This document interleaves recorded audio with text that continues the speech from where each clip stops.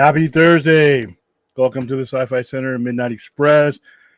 Your somewhat nightly romp around the day's events and any type of situation that may have happened in between the last time we spoke. Mostly pop culture, comic books, science fiction, horror, fantasy, anything like that. Um, not thank goodness I didn't wake up to another death or anything today, as far as any of those pop culture or wrestling or celebrity, anything like that. At least not that I know of. So any day that ends and begins that way is always um, better. So, like I said, yesterday we still are dealing with the death of um,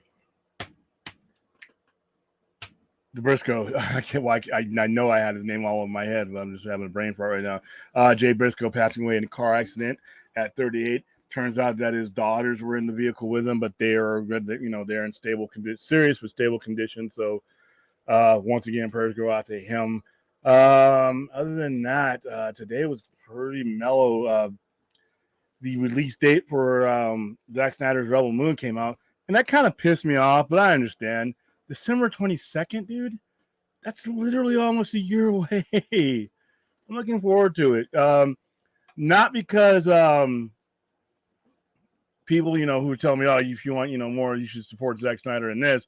Because, like I said, if you're not into the space opera, I don't expect you to be into this, whether you're a Snyder, whether you love Snyder's DC films or not.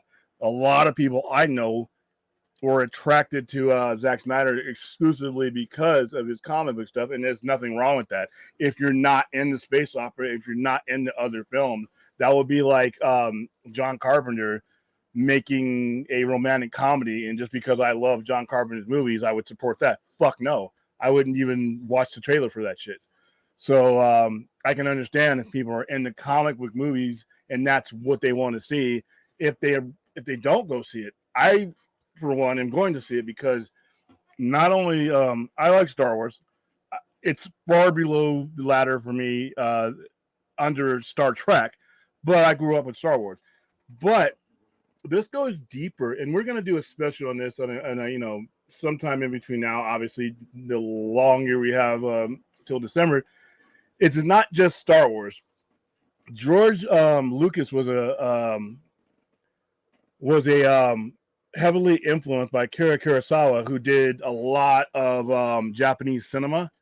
A lot of filmmakers are influenced by him. Quentin Tarantino. I mean, a lot of people, and a lot of what you see in Star Wars is heavily influenced by that. So when people say that Rebel Moon is a Star Wars knockoff, well, a lot of the influence that came into Star Wars came from Seven Samurai and things like that. He took an amalgamated approach when he went to Star Wars, as he was really it was supposed to be a Flash Gordon movie, but it ended up turning into Star Wars. But it was still heavily influenced by the filmmakers. And as a guy who watches a lot of foreign science fiction, horror, fantasy movies, that to me is more groundbreaking than anything else. And if I ever got a chance to ask Zack Snyder, I would ask him, "Hey, I know this is a Star Wars influenced thing because I know you probably pitched this, as a Star Wars movie, but how much influence does it come from directly Kurosawa's movies? And if you guys haven't had a chance to see those movies, they are out there. Some of them are in the public domain. He was alive from 1910 to 1998, died at 88, and he was making movies almost to the day he died. But yeah, if you were ever to watch those movies and you've seen Star Wars, you'll see the influence of Akira Kurosawa on those movies. And my curiosity is how much of the influence from Rebel Moon is taken directly from Star Wars, or is it taken directly from the same influence that George Lucas had. All the images that I've seen have been pretty cool. Each time I see an image of it, I'm drawing closer and closer to wanting to see it. I was hoping for a summer release or a spring release, but damn, I mean, I guess quality takes time, right? Hopefully it's going to be great. And I'm also going to wait, once I see the trailer for Rebel Moon, I think I'm going to, it's going to get amped up even more. So, but make no mistake, this is not a substitute or, for Zack Snyder's superhero stuff. If I had the choice between the two to be concluding the story I began in the superhero world or anything else, it would be the superhero world. Simply because that is where my preference is, even though this looks amazing. All right, so let's say hi to the chat because we are going to be on for a very short time because A, allergies are getting to me, and B, I got to do some taxes. How you doing, Guillermo Que Pasa Hermano, whatever that means? First, actually, now you're second, but okay. Third, third like, of course, like. All right, third like. How you doing, Anthony? I did answer your question last night after the stream went off the air. I did see your question. So I hope that I had an adequate answer for you. So if you didn't see that, go back to the end of the stream. I did answer your question. How you doing, Aaron? William, I'm glad Sophia Patel didn't leave the Rebel. Yeah, it's been a while since I've seen her. First movie I ever saw her in was a movie that definitely needs a damn sequel, Atomic Blonde. Atomic Blonde is a seriously underrated movie. It's based off of a graphic novel. I think it's called The Long Winter. And I think it's by Dark Horse or Image. I cannot remember, but she plays the French operative in Atomic Blonde. Then she went on to do that horrific Mummy movie, but she did her job in it. So yeah, I'm glad to see her around. I think she's I don't think she gets enough use in Hollywood. How you doing, Darth Scipio? Well, my favorite tag team match with the Brush goes with when they faced Age of Fall with CM Punk and Christopher Daniels. Are you? That's probably I think that's a typo, but I think you're Are you so with it Briscoe? So yeah, I think I'm used to typos. I know what you mean. Is Rebel Moon supposed to be basically a ripoff of Star Wars? No, it's influenced by Star Wars. Rip-off is a strong word because, like I just explained, if you go watch Seven Samurai, go watch a lot of Akira Kurosawa stuff. He's got 3 or 4 movies that George Lucas was heavily influenced by while he was recreating Star Wars. I don't like the term rip-off because I think directors are kind of honored when they see their work interpreted in different ways and influenced. Like I said, Tarantino. A lot of what Tarantino has done, in my opinion, has goes back to Kurosawa. So everybody, you can say people can say it's a ripoff of Star Wars, but literally both of these movies, Rebel Moon and Star Wars, the entire saga, in my opinion, owns its direct lineage to Kurosawa. Okay, my favorite Cisco tag team with 2000. Wow, that was right when they were getting started. They were basically kids then. I mean, they were 19 and 20 then. Hey, Anthony Goodman, how you doing, man? Long time no see. I have a question, William. Jeremy Griggs of G&G and Mr. H Reviews have admitted that they shitted on The Last of Us before seeing it first. Now they say they love it. What's wrong with these fucks? As you guys know, I have a policy of never bringing up other YouTubers on the show. But that being said, I will address your lower part. And the reason being is because there are a lot of people that will shit on something before they watch it, and that is what's wrong with fandom in general. If you look at back Batman versus Superman, people were shitting on that movie. Most of the people who were shitting on that movie never saw the movie. They went on to shit on Justice League before the movie was even done. They were ready to shit on it from the box office. So I think that is the worst part of fandom is people take a tribal mentality and they aim their missiles towards something when they haven't seen it and have no plans on seeing it. I think a lot of that Marvel DC bullshit that happened in the mid 2000 teens was caused a lot of that. You had Marvel, a lot of Marvel marks that were like, how dare you make comic book movies and you don't do them in the cookie cutter way that Marvel's doing them. We're going to go ahead and shit on your movie while it's still being filmed. And I think even though we don't have it as bad now, it's gotten better. That to me was a lot of that stuff going on. If you don't like something or you don't think you're going to like it, you just don't go see it. All right, it's that easy. I haven't seen Avatar yet. Right, all the 2 billion whatever money, all the money it's made, they haven't gotten my dollar yet because I just wasn't compelled to see it. I'm not gonna knock Avatar and say it was a piece of shit movie, just out of whatever, because I have no reason. If it's not my cup of tea, I just don't go see it. People put too much strength and effort and stress into shit they don't like. Just fucking don't watch it. Turn the channel. You know what I mean? Darth Scipio, Hills versus Babyface. Called it mid LOL on his life. Yeah, so like I said, William doesn't speak Spanish. Oh, you're forgiven, my brother. Yeah, I'm gonna learn though.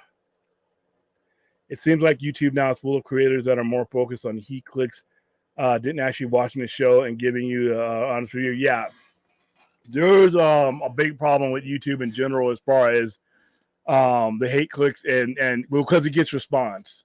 Like there are other YouTubers that are friends of mine that consistently bring up other YouTubers on their shows, that will snipe watch other YouTubers on their shows, that will literally do other streams about other YouTubers.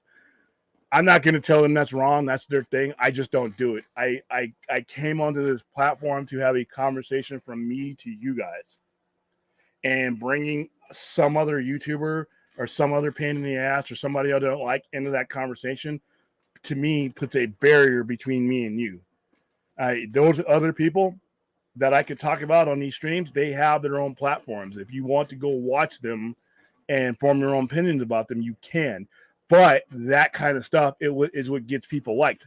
That's why I have a small following, and I'm okay with that. You know, I'm part of the Poindexter Knowledge Networks, and his 11,000 followers, but my own personal one is small. And be honest with you, I will take it brick by brick. I don't want to do anything that's become a spectacle. I want the conversation to become the spectacle, to become the draw. And these guys who do stuff one and don't watch it, they're just part of a culture, in my opinion, of people who just want to create likes and not our clicks. Because a lot of them, that's how they draw their revenue. They'll say some stupid shit online, make a stupid fucking thumbnail to trigger a certain particular audience, and then they'll sit back and watch the chaos. All the while, they're just doing damage to the fandom. They don't care as long as they get their clicks. And like I said, if that's the way somebody else wants to do something, that's not me. I disagree with that method, and I'm going to take the long, boring, road to get to where I want to get to, because like I said, I'm going to have the same conversations with you guys on this YouTube channel as I would have in the Sci-Fi Center live in front of people in person. And we wouldn't be having uncivilized and stupid conversations like this, like we have on YouTube, if we were in a setting that way. So I try to keep that consistently. Jeremy ended up loving it though. I guess that's the guy from Geeks and Gamers. The Jumper. I'm really trying to understand the correlation of people are making on Twitter that it's disrespectful to want hashtag Snyderverse to finish on Netflix. I don't either. Once again, if you guys have been watching me on any particular stream, and in this stream or any of the other streams that I've done, I think if you're going to say something is going to happen, then you need to lay out a reasonable path of why it's not going to happen, especially if you have someone who brings up logical ways that it can.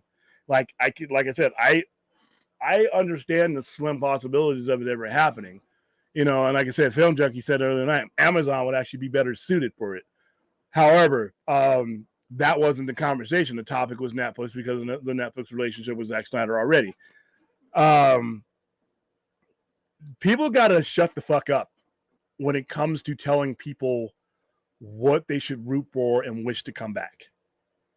All right. And how it's not it's disrespectful to hashtag, I think, everything under the sun. It's some of the things that don't relate to it. I can understand that. But, if you're staying on topic and hashtagging something like that, if you respond to a tweet and you want to use that hashtag, I mean, I don't think there's a federal law. I haven't used the hashtag for Netflix yet, because I don't think it's productive. I think Netflix doesn't need the hashtags to understand whether that's something that they would want to do. But I see these salvos that are aimed after people who want the continuation of something that began. And you know how I feel about the Move On crowd. All right. My stance about the Move On crowd, and I have some of them that I'm somewhat close with, I respect. And I'm going to say the same thing I've always said. In the most peaceful, loving way. I mean, whether it's your wife, whether it's your mistress, whether it's your best friend, whether it's your relative, whether it's coworker, whether it's somebody you stream with. You don't have to disown them. You don't have to hate them. But in the most loving, respectful way, tell those people to go fuck themselves. It is not their job. It is not their right. It is not their responsibility. It is not their place to tell you what to pursue, regardless to the probabilities of it ever happening or not. All right? We are all grown-ass men and women, and neither one of us should be telling anyone to pursue. What I will say is, whatever you're doing, don't be like these extremists. And that's another problem, is they have a problem with drawing a clear path of the 1%ers that are acting terroristic, and the rest of us who just want to see something that was ended properly before we move on to something else. That is not a crime. But yeah, every time somebody brings up, and it's not just the 1%ers that they're going after. I'm watching. I see what's going on. I see how the people who are reasonable and just bringing up, just being attacked every now and then because of, oh, you guys need to get over this, get over that. Once again, it is no one's responsibility to tell you what to get over. As long as you are conducting yourself in a non-terroristic manner, you need to politely tell those people that maybe I should move on from you. All right? So that's, like I said, they said, oh, it's disrespectful. They come out with the name calling. They come out with the cold. They come out, trying to tell us that we don't like anything else. What Snyder puts out, even though the majority of us who like his work have supported every other movie that's come out since then. It's the general audience who is left, with the B and T characters. So yeah, I think it's disrespectful for someone to tell you that, to criticize you for wanting an end to a story that began. That is logical for a consumer to want something that he enjoyed to be finished. And the companies, should be doing this for the sanctity and the cohesiveness of their own product. Even if you don't feel like you owe anything to any particular fan base, your product is broken up shit on the floor. Pick it up, put it back together so that the next guy who's not even involved in any of this yet can look at a nice piece of art that has a beginning, a middle, and an end. Even if you're not doing it for anything else, you still want to sell that stuff. The stuff's still on your streaming services. You're still making revenue off of it on all these other channels. Fix your shit. That's all. I love The Last of Us. People just need to give TV shows a chance. The most of the problem that I'm hearing with The Last of Us is from people who tuned in to see the video game and were met with a TV show. And I'm not knocking those people who love the game, but that's not what they were making. They were making a TV show. So, I enjoyed it, and I don't play the game. Zack Snyder has been liking video posts about putting the Snyderverse on Netflix. So again, I'm confused how it's disrespectful. It's not.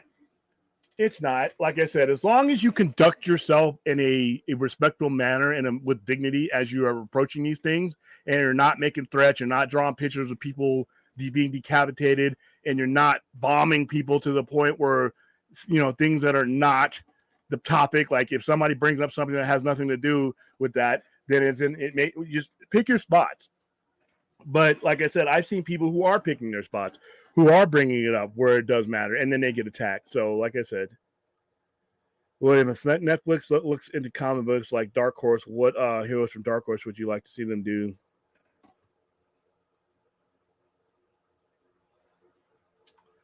Concrete? Right off the top of my head, Concrete would be one of the ones. There's a lot of Dark Horse, though. That's a loaded question. I have to get back with you later on that. Rebel Mom is trending today. Clearly, people are supporting both. Clinton, come start throwing chairs around one. Nah, I'm too fucking tired. William, as a movie fan in general, do you ever think the traditional old Western movies that you saw in the 50s and 60s will ever come back? They actually have, if you look at it. Like I said, I'm going to go back to Quentin Tarantino, Hateful Eighth, the Django Unchained. There's a lot of them. If you look at the old spaghetti westerns, the Sierra Leone, all those kind of things that are from the 50s and 60s, where like Clint Eastwood got his start, and A lot of the spaghetti. We did a spaghetti western marathon about 10 years ago. It was awesome. El Topo did a lot of those that the Italians made that were influenced by our western and used a lot of our western stars. If you look at a lot of the stuff that's out here today, Hateful Eight, Django Unchained, the last maybe 30 years, I mean, Pale Rider, the Unforgiven, I mean, they come around. They're not as prevalent as they were in the 50s and 60s, but they're still there, and they are heavily influenced with filmmakers today. Like I said, mainly Quentin Tarantino is the one that I can think of top of mind. So I think they're still popular. They are just not as prevalent. You won't see as many of them. I don't know if the 2020s are the time to have a bunch of Westerns, but you still have a handful of directors who do put them out. Well, question: the MCU is setting up Adam Warlock to fight Kang in the next two Avengers movies. Who is stronger, Adam or Kang? They are both of equal strength. Kang doesn't have any really inherent superpowers, and neither does Adam Warlock. I think he has superhuman strength, and most of Adam Warlock's powers, when he used them, came from the Soul Gem that he wore most of the time. But he himself doesn't. I don't believe has a lot of like spectacular powers in that regard. When he beat Thanos, he outsmarted him and he outmaneuvered him. Kang is, like I said, Kang is not only a brilliant tactician and a brilliant scientist, but he has the advantage of going throughout time and collecting data on people before he even faces them, and collecting technology from the future and then bringing it back to bear on people from the present. So he's very, very dangerous. How you doing, Larry? Don't bring up CW cartoons are fully. Oh, CW. No, it should be hashtag don't bring up 90s animation, because I think 90s animation for both Marvel and DC, I have a place in my heart for it, but it's in a dumpster outside of my building right now. I can get along with the altruist Zack Snyder fans who want to be finished talking about the Snyderverse, but I can't stand the fans who want. Yeah, you got a lot of people out there, like I said, just on both sides, that have used the association and have used the situation to gain money. And those people are not all of us, though. Those people are not the norm. Those people are, they don't represent everybody. So yeah, I understand that. Yeah, people need to shut them. Yeah, let people believe whatever the fuck they want to. You don't have to watch their YouTube channel. You don't, if there's somebody on there that's constantly, I'm not, one of those, but I'll bring it up where it applies. If you have a guy who streams every day about bringing up the Snyderverse and bringing it back, and you don't agree with that, guess what? There's a little black X on your screen. You click it, and that screen disappears. You go on to something else. It's just like a TV show. I got 200 channels here, and most of them are bullshit shows I don't want to watch. I don't watch Two Broke Girls. Am I going to fucking stream about it? No. All right? I don't watch Ghost Hunters and all that other stuff. I'm never going to stream about people and things I don't like. That is a absolute abject fucking waste of time. To take time and oxygen out of your day to stream about something you don't like, or somebody talking about something you don't like, or somebody believing in something that you don't believe in. All right, why? Turn them off if you don't want to listen or be a part of that. Move on. It's a big world. It's a big internet. But like I said before, if a grown-ass man wants to believe in the Easter Bunny, jockalopes, and Santa Claus, as long as he's not hurting me and and attacking me and thinking I'm any one of those, let him fucking believe it. What does someone believing in something? How does that shape your world? I don't understand that. You know what? Yes, I know there are knuckleheads out there. All right, but even those guys, the 1 or the 2%, other people can handle them. You don't have to be the one that points them out and then tries to spread their blanket over all of us. Right? You are not equipped to have that conversation simply because you can't even discern what the extremist toxic guy is versus the average guy. So you've already proven you don't have those skills. Just move on to something else. All right? You have this platform.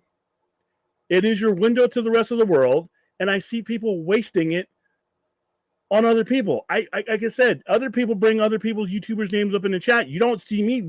When have you ever seen another fucking YouTuber on my screen, as far as on a thumbnail goes?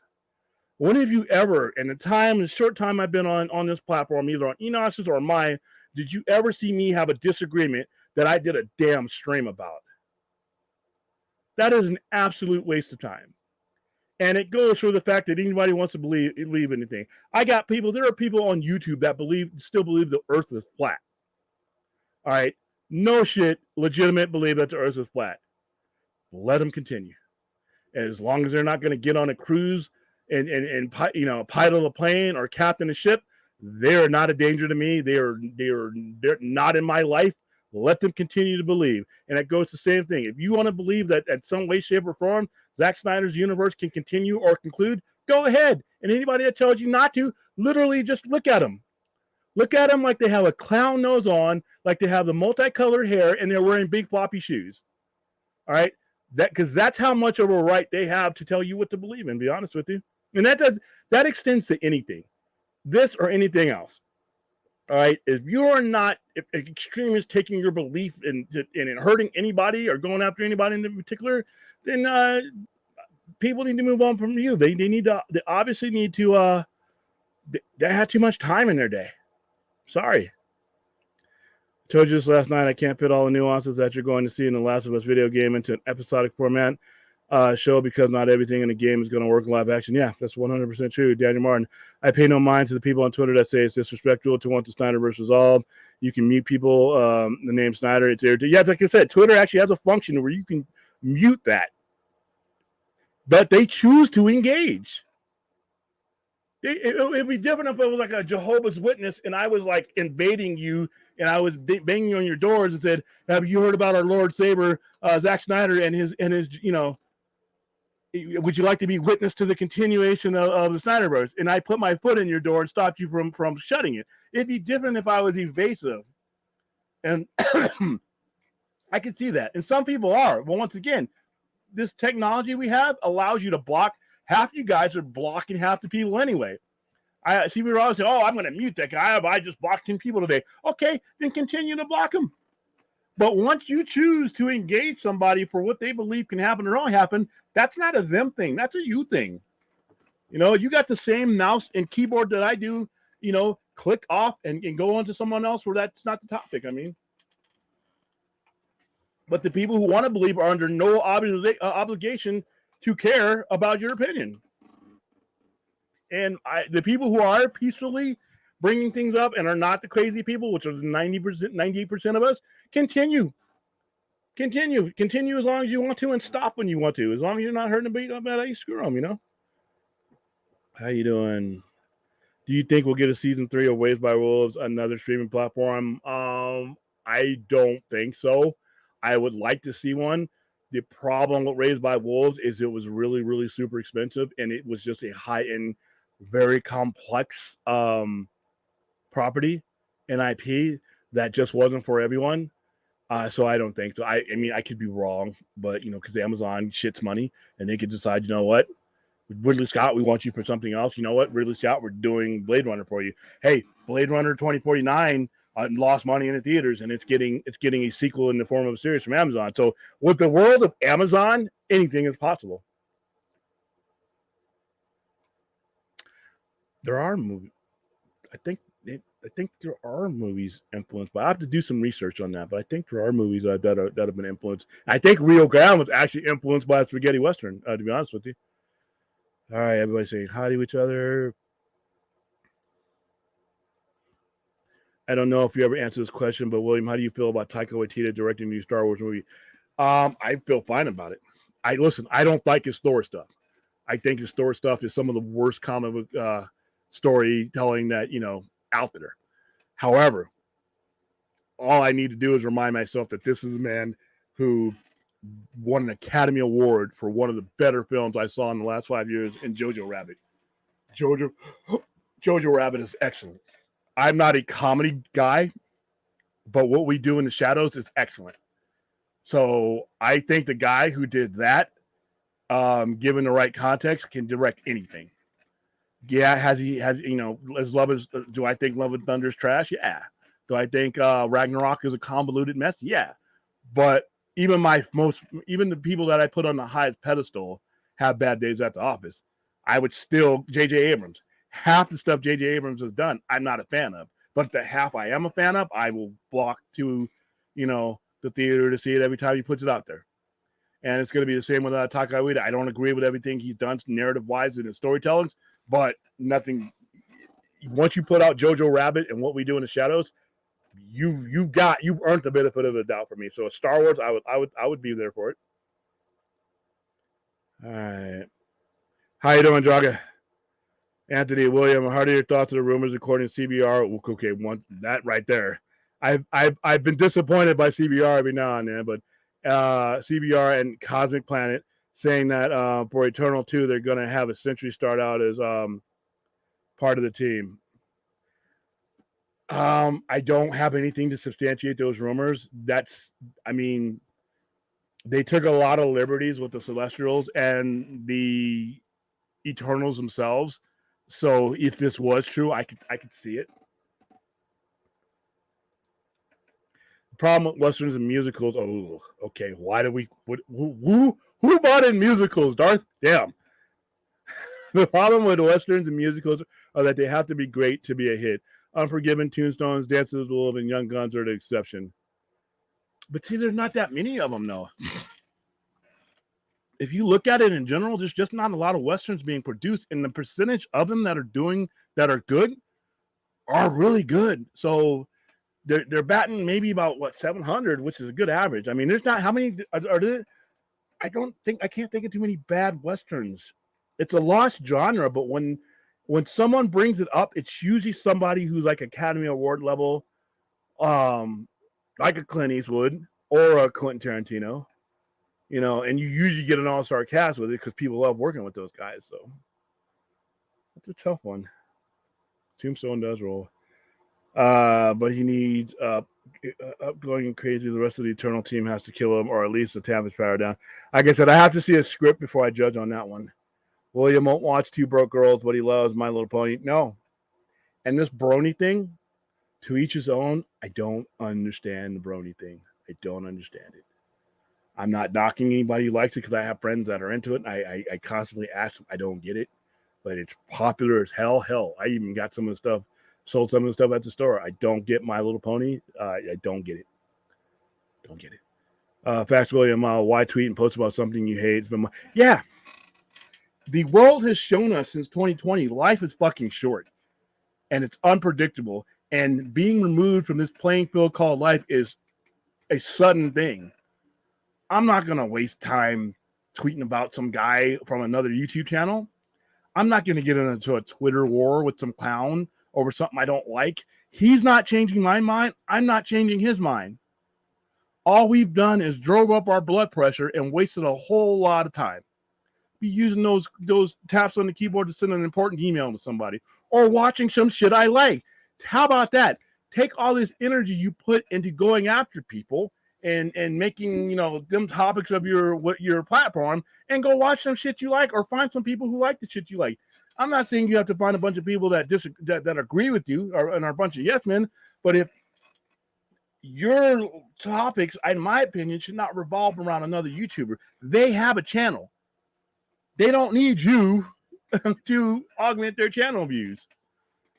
That's what I think. But, hey, people do their thing, man. No, I'm not a bro. I didn't even know what it was. And then when I saw what it was, I'm like, nah, it's not for me. All right, Val Kilmer not even nominated for Best Supporting Actor, let alone Best Actor, made the Oscars irrelevant. His performance as Doc is the greatest injustice. Ooh, what year? Okay, would you guys say that? I understand what you're saying. I agree in a lot of cases, but here's the thing: who was nominated that year that Tombstone was released? Let's see. Tombstone was released. Was it 90? Was it 95? Tombstone film, 1993.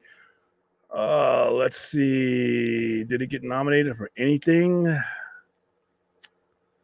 Dude, this is an all-star cast. I mean, you had Kurt Russell, Van Killer, Val Kilmer, Sam Elliott, Bill Paxton. He might not have been even the best in his own movie. Oh my goodness, Michael Biehn, Powers Booth, Jason Priestley,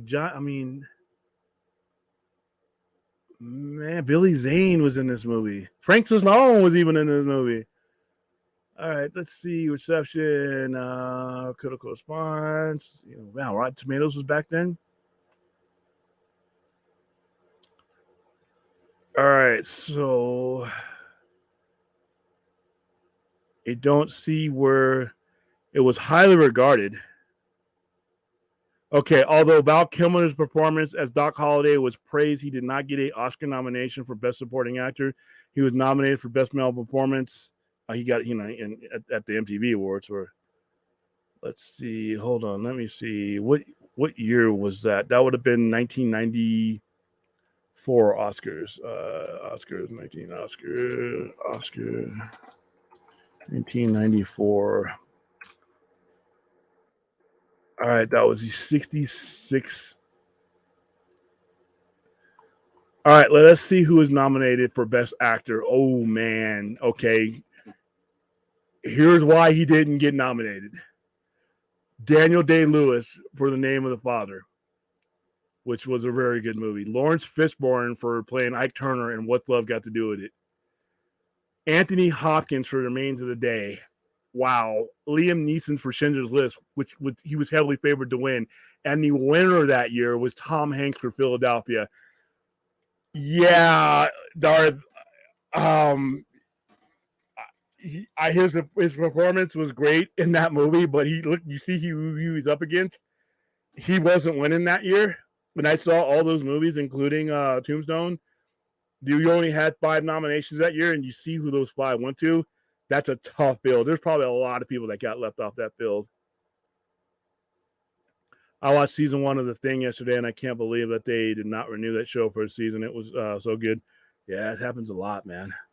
For a live-action Star Wars movie, specifically if it would be cool to see someone do Star Wars movie equivalent to Jason Bourne or Jack Reacher. Ooh, that's a lot of violence. No, this is the interview they did with Chloe Zhao recently. Okay, so she's on record as saying about the Century stuff. I still don't know how I feel. It's too early in the game. I mean, I've learned to wait. I hear the rumors, and instead of chasing my tail, I want to wait now. I'm more wanting to wait because a lot of times we jump from one foot to the other, and I figure it's best for me to wait to see what her script is, to go like that. All right, best Western film is Wild Wild West. Okay, that's you're being funny. Okay, got you. The Good, the Bad, and Ugly. Yes, please, more Westerns. The Proposition was a good Western. Yes, it was. William, I was a big fan of the whole Boardwalk Empire. Oh, I loved Boardwalk Empire. So I'm wondering, what are your thoughts on that show? Did you like? I loved Boardwalk Empire. The star, Steve Buscemi is excellent in that show. That show was intense. I wish it would have lasted longer, but I think it got 4 seasons. But that Boardwalk Empire was excellent. Wow, Alec Baldwin could face criminal charges as soon as Thursday over Rush shooting. I wouldn't hold my breath over that. I don't think that there's a. I don't. The most he would face. I don't even know, because they've been discussing this for a while. In order to file charges like that, you'd have to show intent. And it was an accident. It was an accident. I mean, I don't see, it was a plausible accident too. Should he and his production crew be liable to pay her family? I think that's already been settled, but I don't know about a criminal charge. We'll have to see how that unfolds. Supporting actor, William. Okay, so supporting actor. Oh, it doesn't get any better, Darth. Let me read you who is nominated for that year, and then I'll start with doing it. All right, Pete Postlethwaite, who was in The Name of the Father. I remember that performance, and that was a highly, highly regarded performance. John Malkovich in The Line. Oh man, John Malkovich in The Line of Fire. If you guys have never seen that movie, that's the movie where he's trying to assassinate the president, and Clint Eastwood is the Secret Service guy who's trying to stop him. He was brilliant in that performance. He deserved to be nominated. Ralph Fiennes of Schindler's List. If you've ever seen Schindler's List, he plays the piece of shit that you wanted to kill. He plays that SS officer who, you just wanted to rip his eyes out. And he did it. He was that great a performance in that. I can't see him getting Leonardo DiCaprio, and What's Eating Gilbert Grape. That was his breakthrough movie. That was regarded as he was actually one of the favorites at that time. And then the person who won it was Tommy Lee Jones for The Fugitive. I don't agree with who won it. I agree he should have been nominated, but I think John Malkovich should have won that year. So even for supporting actor, man, you have to knock off another great performance. That's a stacked list. Many people thought Liam Neeson should have won for. Yeah, a lot of people should have. William, what are your thoughts on Channing Tatum remaking Ghost and him playing Patrick? I can't stand Ghost as a movie. I hate that movie. I hate Ghost. Sorry for you romantics out there. I hate that movie. I fucking hate that movie. All right. And what rubs it in for me is Whoopi Goldberg, who 5 years later got screwed out of an Academy Award for The Color Purple, gets what I consider to be a makeup Oscar for a role she wasn't that good in. I'm sorry. Hate that movie. I like Demi Moore. I love Whoopi Goldberg. I love Patrick Swayze. May he rest in peace. Fucking hate that movie. Sorry. So now Channing Tatum, what Magic Mike is going to remake again? I would rather dine on my own vomit than see that. I'm sorry. I hate the original, and now you're remaking something I hated. Nope. Sorry, Aaron. I if you're looking forward to seeing it and you want to see it, do not. My opinion should mean nothing to you, but I have a deep-seated hatred for that movie. I think it's overrated, and it continued the trend on giving Oscars out to people years after the movies that they should have been nominated or won for or have passed. They did it with Robin Williams, had several movies, Awakenings, Fisher King. He lost out to Anthony Hopkins, but Good Morning America, all kinds of ones where he could have won it, and he gets it for Good Will Hunting, which he wasn't that. He was good in it, but he wasn't that good. Titanic Girl, Kate Winslet, Eternal Sunshine of the Spotless Line is one of the better movies and out there. Period. She puts on a brilliant Oscar-worthy opponent. She doesn't win that year. She wins for The Reader, which is a great movie, but nowhere near what other performances. And Ghost was one of those that like say, "Whoa, okay, we didn't get you this year, we'll get you that year." I hate that movie. Sorry. I believe that Leonardo won that year. Was getting no. Tommy Lee Jones. All right, Ghost goes on. Yeah, Ghost is going to be on the ban list when we bring the ban list back for this. So sorry, Aaron. Sorry. William, for you, who's the generation's version of James Dean or John Wayne?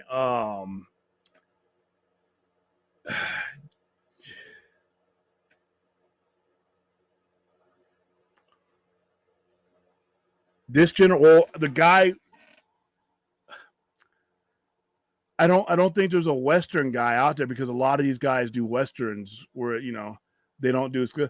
I still think Tom Cruise is up there for me, even though he's 60, but he's still technically a Generation Xer, so he's in my generation. Leonardo DiCaprio is up there as far as that genre goes. Wow, dude, that's a tough one. I don't know. You know what? I'm gonna have to come back. Ask me that question somewhere down the line because I have to think about that, and I don't want to shortchange. I love it. I'm sorry, man. That movie just irks the shit out of me.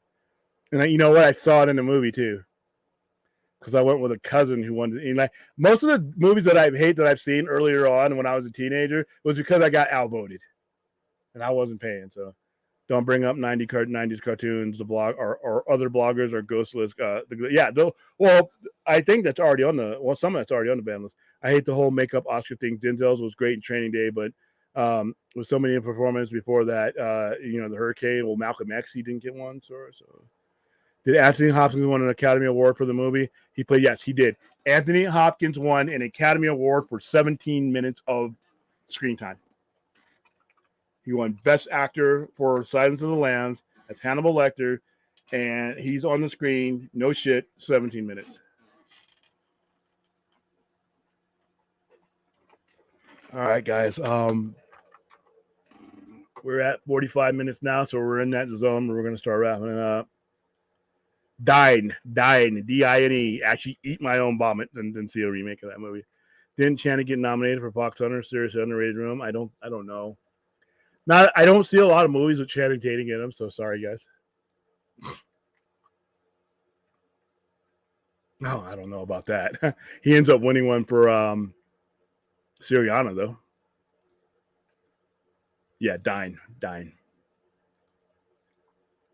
Robert De Niro. Robert De Niro should have won for Awakenings as well. Yeah, sorry. I mean, there are movies that certain movies that like the mere mention of him, just like why the fuck, dude? Where's my car? Hot Tub Time Machine. These are movies I'm like, why? And one of those movies got a sequel. All right. It took me 35 years to get a Blade Runner sequel. If you look at the litany of nonsense that has been released in between 1982 and when I got another Blade Runner sequel 35 years later, look at all that money that Warner Brothers and Sony and Columbia were shitting down, and you couldn't give me a Blade Runner series or a Blade Runner sequel any sooner than that. I got movies like Ghost. I got movies like Dudes Where's My Car. I got movies like Howard the Duck. I got all of just nonsense that was made. You know, the Emoji Movie. They made a fucking movie about emojis. And I got a list of movies that I want made and sequels I want to see. And I got to grow old waiting for them. And all those, and, you know, like I said, I need to do a stream about which this movie should have been made. This movie was made. Yeah, now look where we're at. But anyway, I digress. All right, how did Denzel not win for Malcolm X? Who? Once again, who won that year for Malcolm X? Malcolm X. Disambiguation. The film Malcolm X. Man, Malcolm X. The story behind Malcolm X. That movie almost didn't get finished. He ended up having to get money for. He ended up getting money from I think Michael Jordan to finish it because it got so expensive. All right. Malcolm X was distributed by Warner Brothers. The movie was nominated for 2 Oscars. Only 2 Oscars for that movie? Sons of bitches. Including Academy Award for Best Actor for Washington and Best Costume Design. That's all it got? Wow, you sacked the shit. All right. So Academy Award for Best Oscar that year. Okay, yeah, now I have a problem with this one. All right, so best actor for that year, nominees were Denzel Washington for Malcolm X, Stephen Rea for The Crying Game as Fergus. I saw that movie. Clint Eastwood for Unforgiven. Robert Downey Jr. for Chaplin. He should have won that year. And I hate to say this because I love this actor. I think he's one of the great actors of any generation. Al Pacino had no fucking business winning for Scent of a Woman. All right. That is his only Oscar. That is them a makeup Oscar for him not winning for The Godfather Part 2 or part 1 or Part 2. Because to be honest with you, those are iconic performances. Scent of a Woman is a decent movie. It's not his best. It's not even his. No. So, yeah. So, Denzel Washington, I mean, everybody in this category had a better performance. I would have gone with Robert Downey Jr., but Denzel would have won. You know, but see, that wasn't have been a makeup one because he'd already won for Glory the year prior. So, how you doing, Sean? Kinky Speaker. What's one movie as a young person you think they should see? Oh, from my bank of older movies. When you say older, how far are we going back? Because obviously The Godfathers Part 1 and 2 are on there. If you don't see Blade Runner and you meet me in person, just don't admit that. I might. Heat, 1995, Robert De Niro and Al Pacino.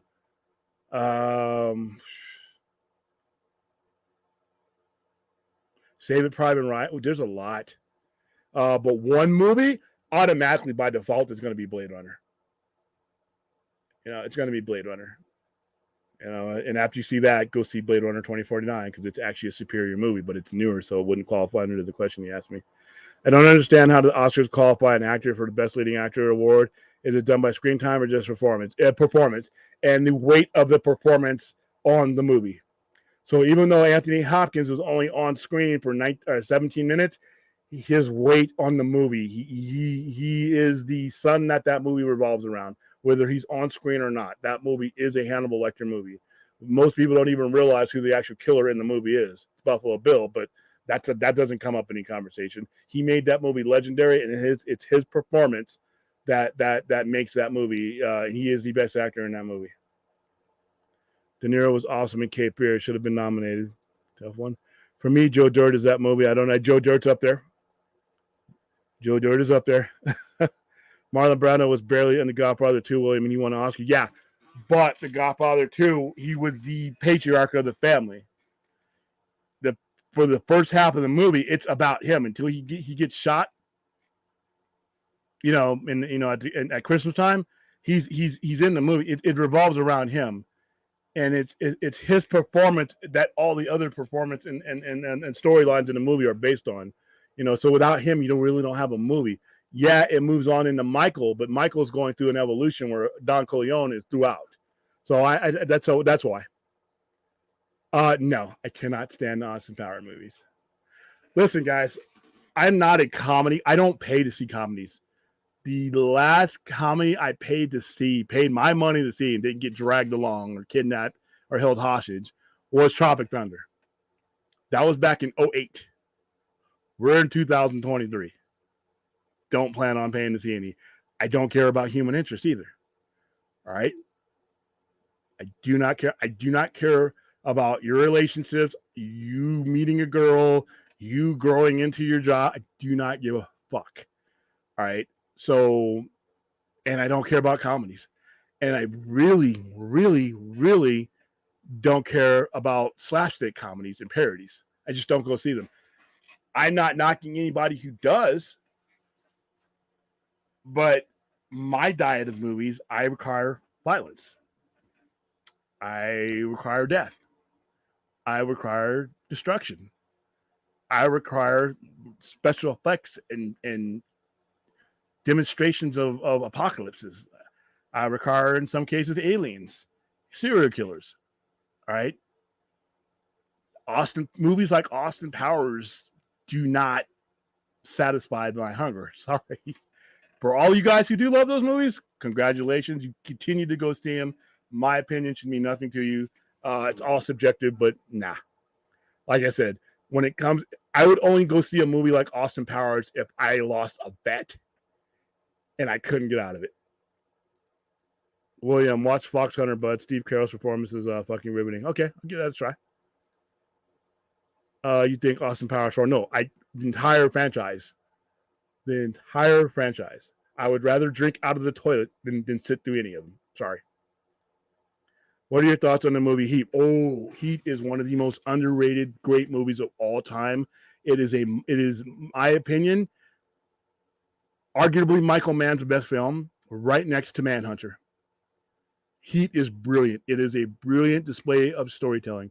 Everything Michael Mann used in directing and in creating Miami Vice, he bled over into the 90s.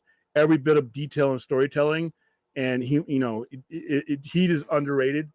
From the coffee scene to the shootout in Hollywood, that ended up becoming like a real story about a year later.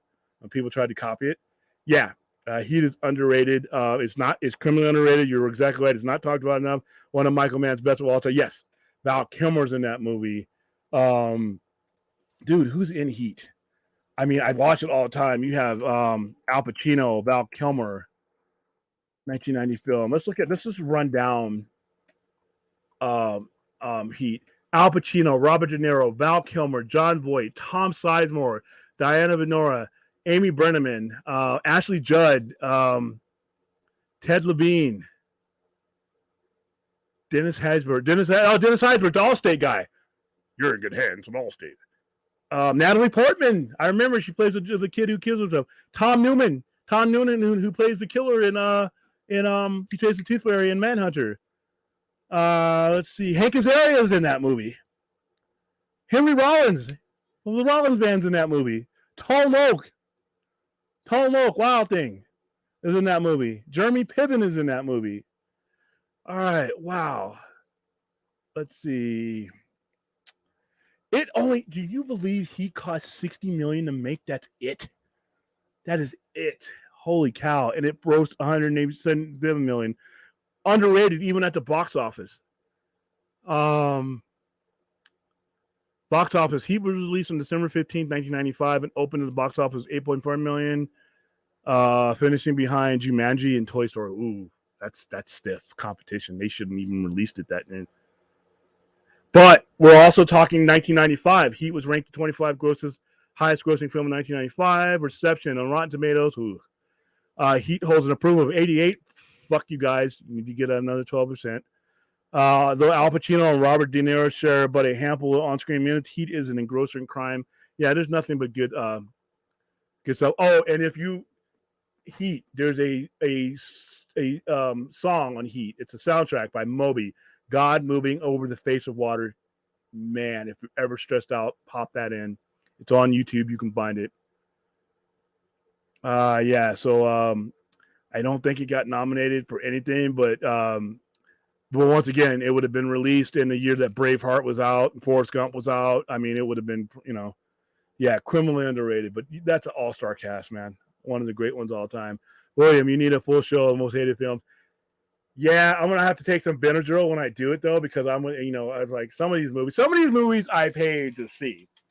There's a movie, because back when I was a kid, 10 years old, I'm a family of 4. It's me, my sister, my dad, and my mom. We were in San Diego. I will never forget this because it pisses me off to this day. We took a trip down to San Diego because my mom wanted to play bingo at the Indian reservations there, right? So while she's doing that, us 3 went out to San Diego to the city in the movies. Okay, comes movie time, so I'm automatically outvoted. I wanted to see Witness with Harrison Ford, Danny Glover, all-time classic. He ends up getting nominated for Best Actor, ends up being a hit. Oh, no, we couldn't see that. We saw I can't even believe I remember, Fear City. Look that movie up. Look at what an abject fucking bomb that movie was.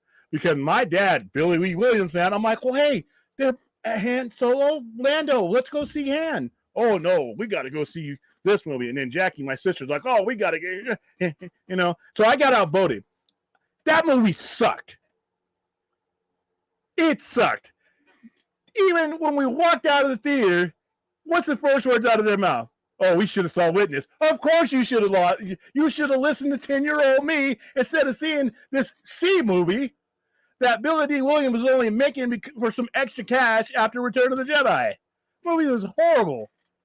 And all the movies, usually the movies that are going to be on that list that you're asking for, were movies where I was with the Army, we all had to stay together, and I got outvoted. Because there's certain situations when you're with the military, you have to stay with your squad integrity. So we were going on and out of town, we had to stay each other. So we held these votes. I saw some of the worst fucking movies in my life because of those situations. Oh, so that list is going to be long. I'll have to fucking, I don't smoke weed. I don't smoke anything. I'm straight edge, never even drink alcohol. But if I'm going to go over some of the directs of movies that I've had to see in my lifetime, I may have to start that night. Ugh. I'm not sure if it's Dennis Quaid or Kiefer Sutherland. That was The Bodyguard. Are you talking about Kevin Costner? I think Kevin Costner did get nominated. Did Al Pacino win an Academy Award or Screen Actors Guild for Any Given Sunday? He won neither. I don't think he won. I know he didn't win an Oscar. Al Pacino only has one Oscar, and that's for Scent of a Woman, which he shouldn't have won for. Heat rules. It does. Al Pacino should have won for Godfather and Dog Day Afternoon. Dog Day Afternoon was a tough one. Yeah, Dog Day Afternoon was great. And Fredo is in that. That was Fredo plays that in that movie, and that was Fredo's the guy who played Fredo died early. Hopkins is absolutely terrifying. Yes, he is. Yes, he is. I don't understand how Robert De Niro didn't win Best Leading Actor and Al Pacino didn't win for Best because you had Tom Hanks won those years. And Tom Hanks actually he won for Forrest Gump and he won for Philadelphia. So one of those years they were gonna get beat by him. I hate that Leonardo DiCaprio won an Oscar for that Bear movie. So many other better performances. That Oscar was strictly. I'm sorry it took so long. He should have won, in my opinion, for The Departed. Let's see, Leonardo DiCaprio.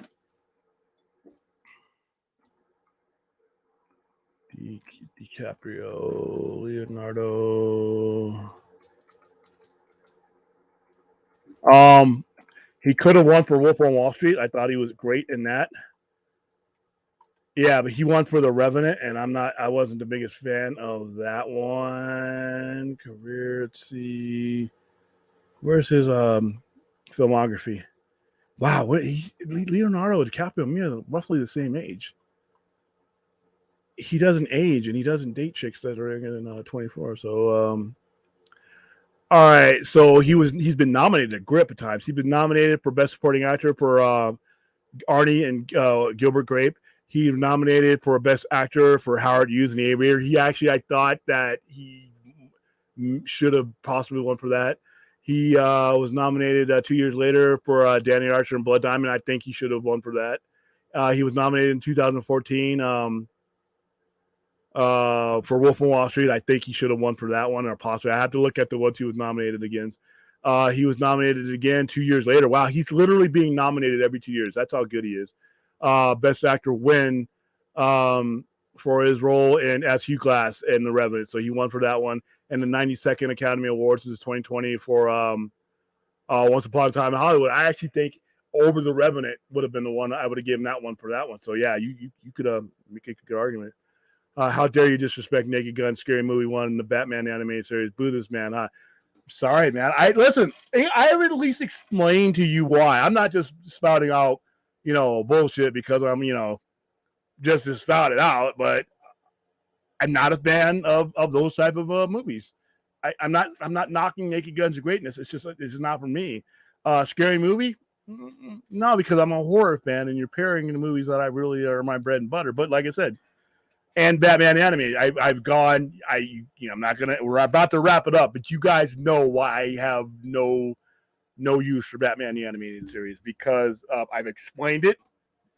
And I think I've given a pretty good explanation for it. I'm not knocking you guys, because I know some of you guys, that was your Batman. It wasn't mine. And I have some issues with it. So, Avatar as a 3Ds. Yeah, but it has like really tall blue people, and it looks like a romance to me. I don't know, man. I mean, I'll get around to it. Disney Plus. Xeno, dry comedy is the best, but comedy films are a hit and miss. Mostly miss. Tropic Thunder is a good close set, but it bored me. All I got to do is if I just watch Les Grossman. I mean, that should wake you up right there. Fox Hunter was definitely disturbing. Carell was great in it. So oh no, I have seen that. I'm sorry. That's about De Palma, or not De Palma, DuPont. All right, yeah, that was about the guy who funded the wrestling, and he ended up killing that wrestler. I did see that. And yeah, he was great in that. For me, the most underrated cop movie that nobody really talks about is Little Chinatown. I'm on board with that. My top 3 Michael Mann films: The Last of the Mohicans. Ooh, it's actually my bottom one. Sorry, but hey, to each his own. Collateral was really good. Jamie Foxx and Tom Cruise. Collateral was really good. My top are gonna be Heat, Manhunter.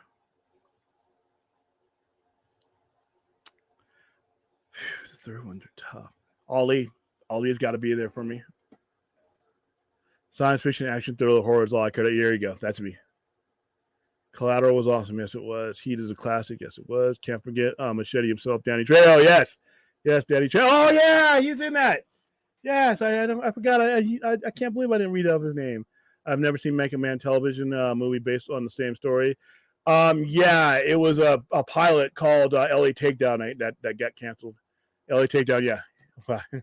I witnessed someone was screwing William. You were too young. listen, man. I mean, by 1984, I had seen pretty much every horror movie. It's up to that point. I mean, all the Friday the 13th. I mean, you know, I mean, Witness wasn't that violent. I mean, it was violence, dude. Fear City. Look up Fear City. Do me a favor. Fear City is horrible. It had violence, but it was stupid. Oh, Fear City. That was a joke of a movie. You know what? You guys are like triggering me with these fucking awful moments of my life. Fear City. 1980 film by Abel Ferrara. Is a 1984 neo-noir. I don't know where the fuck they get that from. No, it wasn't noir. It sucked. Erotic thriller film. Directed by Abel Ferrara and starring Tom Berenger. Holy shit. Billy D. Williams, Jack Scalia, Melanie Griffith. These are, oh my goodness. The screenplay was written by longtime Ferrara collaborator Nicholas St. John. It's considered a cult film. I wouldn't even put it in that category. Cult film was Plan 9 from Outer Space. Cult film was Rocky Horror. There are value in those films. There is no value in Fear City. This movie was absolutely fucking dreadful. Fear City premiered in New York, opening February 15th, 1985. So it was 1985, so it was 11-year-old me. It was actually made in 1984. It was originally released on DVD in 2000. Why did you waste the oh my goodness. Reception, critical response. The film received mixed reviews from critics. Why were they mixed? And Rotten Tomatoes has been around that long. What did they give it? The film holds an approval rating. Okay. Right here, if you ever needed to know that the critics' ratings for Rotten Tomato are bullshit, this fucking movie got 67%. I promise you, this movie is 15%. And then I want to know who the 15% are. With an average rating of 6 out of 10. Are you out of your... Oh, holy cow. Oh, let me get off this before I lose my mind. All right. I think Matt Damon won Best Supporting Actor for... No, he did not. Matt Damon only has one Academy Award, and it is for the screenplay for Good Will Hunting. Okay, yeah, you know, The Departed got nominated, but didn't it win for Best Ensemble Cast? William, I think it won for Best Movie. Didn't it win for Best? I know it won Martin Scorsese as Best Directing. And by the way, Departed is great, but Scorsese has made better movies. But hey, I was happy. I was so happy to see him get it. Wow, this is 06. All right, so The Departed was a critical and commercial success and won several accolades, including 4 Oscars at the 79th Academy Awards. Best Picture, 1 for Best Picture, Best Director, Best Adapted Screenplay, and Best Film Editing. So yeah, that's Scorsese won 2 that night, especially on the Screen Actors Guild Award. Okay, yeah. Oh, where's our Salem's Lot remake trailer at WB? I heard the sneak peek was actually disturbing at CinemaCon. So did I. I want to see it too. Remember the yeah. That was Stanley Kubrick's last film. I saw that in the movies. Literally, the first scene is Nicole Kidman's naked ass. No shit. As soon as the credits are done, it's Nicole Kidman's naked ass because they're getting ready for a party. That movie, you want to talk about gratuitous nudity? Wow, that movie is full of it. Wasn't a fan of the movie. Sidney Pollack's in the movie. I'm a fan of him, but Stanley Kubrick, it's hit or miss for me. Full Metal Jacket. So yeah, I did see that. The Midnight Express Trigger Williams stream is reminding him of all the movies he taped. Yeah, all that time I wasted. All right, guys, I know you hate romance movies, but do you like the movie Her? Is that the one where Joaquin Phoenix is in love with the AI? I actually saw that. I only because I'm a fan of Joaquin Phoenix, and I'm so happy he finally got his Academy Award after being screwed over and over and over and over and over again. So, all right, guys, that's it. I actually went over. We're gonna go ahead and wrap it up there. So, thank you guys for being here, for joining me in this little express trip down throughout the day. I should be on tomorrow. I'm gonna try to keep consistent as long as I can keep it short. Right now, we're at 1 hour and 10 minutes, which is not too far over what I like to do. But I got to get some food in me. I got to get some sleep in me. and I got to take care of these allergies before they drag me down the following day. I will see you guys tomorrow at midnight. Do, do, do, do.